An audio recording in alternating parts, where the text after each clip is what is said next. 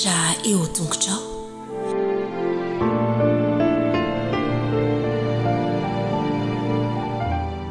Faly miarahaba ny ankizikely rehetra indray tratro ty sabata mahafinaritra ity ny tenako ary manonona mandrakariva ny fahasoavan'i Jesosy ho aminareo rakizy.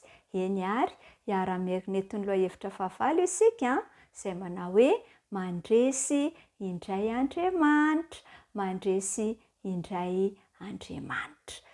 Ny andalan-teny izay nataontsika tsy anjely dia hitantsika tao amin'ny Salamo 7:20 manao hoe eny tokoa fahasoavana sy famindram-po no anarakay amin'ny andro rehetra iainako dia hitoetra ao an-tranon'i Jehovah andro lava aho. Andonge averintsika tsara miaraka eny tokoa fahasoavana sy famindram-po no anarakay amin'ny andro rehetra iainako dia hitoetra ao an-tranon'i Jehovah andro lava aho. Salamo 7:20.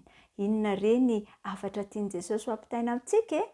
Mandresy Andriamanitra ary dia mandresy koa itsika zanak'Andriamanitra. Noho izany rakizy dia afaka manantena fandresena mandrakariva itsika satria ilay Andriamanitra izay topoitsika sy vavahantsika dia mandresy mandrakariva ary izany no ambaran'ny tantarantsika ka dia manasa anao hanaraka ny tantarantsika amin'ny mpitiavana.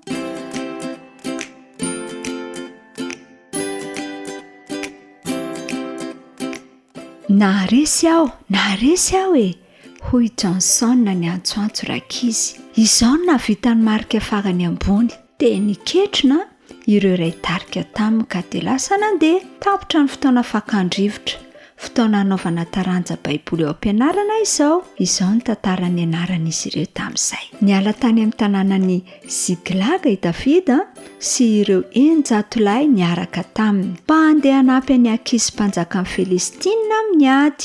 Nefa tsy navelan'ireo mpanjaka sasany tamin'ny Filistina hanampy azy i Davida sy ireto vatan-dehilahy niaraka taminy ireto. Koa dia nitodi-dony verina ho an'ny Ziklag indray nge izy ireo Raha mbola tazany lavitra ny tanànan'ny Ziklag dia taitra mafy ireo lehilahy izay nahita setroka miakatra avy tamin'io tanàna io. Rehefa lasa mantsy izy ireo dia tonga ny Amalekita namely sy nandoro ny tanàna tamin'ny afo. Fahadisoanao daholo izao ry Davida, hoy ireo lehilahy ny ampangazy. Tokony ho nanajanona miaramila teto ianao mba hiaro ny fianakavianay. Ketraka ihany koa nge Davida voababo koa ny sasany tamin'ireo fianakaviany na hanome tsiny mafy azy izao ireo lehilahy ireo. Inona no tokony atao? Ny tao an-tsain'i Davida voalohany indrindra rakizy dia nitodika any amin'Andriamanitra. Fantany fa haneo aminy izay tokony ataony Andriamanitra. Ento ety ny efode hoy enge izy tamin'ny Abiatara-pisokiny. Hanenjika ny Amalekita ve izahay? Hoy Davida nanontany an'i Jehovah. Hahatratra azy ireo ve izahay ka hitondra ny fianakaviana hivekina? Misy vato lehibe anankiroa eo amin'ny efode rakizy. Rehefa nanontany an'Andriamanitra ny amin'ny mpisorona dia mamirapiratra ny iray amin'ireo vato ireo raha eniny valiny. Ary dia izany tokoa ny zavatra nitranga teto mandehana hoy ny mpisorona ho tratranareo ireo ary hitondra ny zavatra rehetra miveriny anareo. Koa dia lasa nanenjika ny Amalekita ary Davida sy ny miaramila 100 lahy. Rehefa tonga teo amin'ny renirano atao hoe Besora nefa ary zareo dia nijanona. Nisy miaramila 200 lahy mantsy reraka loatra ka tsy ho afaka noho ny tiany intsony. Tena velan'i Davida teo izy ireo mba haka aina sy ambina ny vaty izay nentin'izy ireo. Lavidavitra kely tamin'io toerana io dia nahita Egiptianina izay nitsikasina tao anatin'ny sangy Davida sy ireto vatan-dehilahy niaraka tamin'ny ireto rakizy anankiray tamin'ireo andevony Amalekita izy io. Naleminy hanohanana sy nietaeta izy. Nomeny Davida sy namany rano sy sakafo izy dia nasainy nanampy azy ahita ireo Amalekita ireo. Dia notarian'ilay Egiptianina nge Davida sy namany. Lavidavitra no nitazanan'izy ireo ny Amalekita izay nihinana sy nisotro nankalaza ny fandresena azy ny rakizy. Rehefa niletika masoandro dia notafian'i Davida sy ny vatan-dehilahy niaraka taminy eny ny Amalekita mahakitra nandritry ny alina sy ny ampitso tontolo ny ady. Rehefa tapitra ny ady dia resy ny Amalekita. 400 lamonja no afaka nandositra tamin'ny ramevany.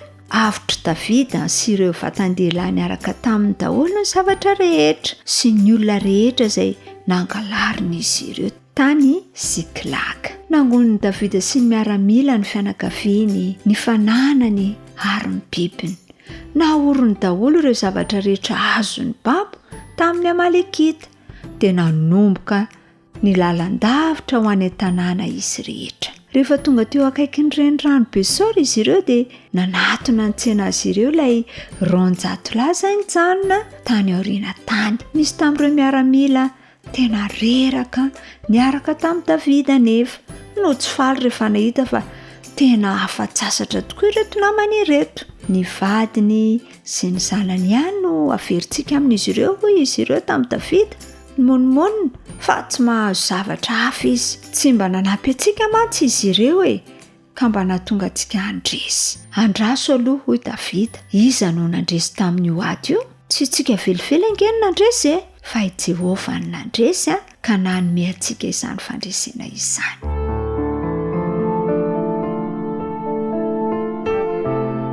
Mianatra eo tongotrao